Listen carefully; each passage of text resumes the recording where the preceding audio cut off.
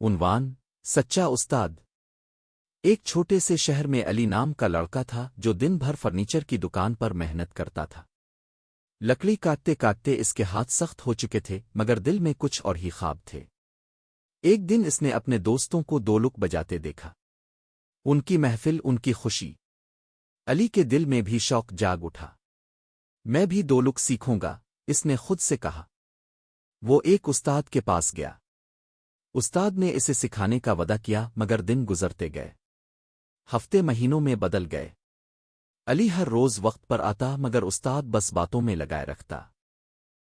کبھی چائے، کبھی فضول قصے۔ ایک دن علی نے خاموشی سے دولک اٹھائی اور خود ہی بجانے لگا۔ شروع میں آواز بگڑی ہوئی تھی، مگر دل سچا تھا۔ چند ہی دنوں میں علی نے خود سیکھ لیا وہ سب جو استاد نے کبھی سکھایا ہی نہیں۔ اس دن اسے سمجھ آیا، سچا استاد وہ نہیں جو وقت لے، سچا استاد وہ ہے جو سکھائے، چاہے وہ اب خود ہی کیوں نہ ہو۔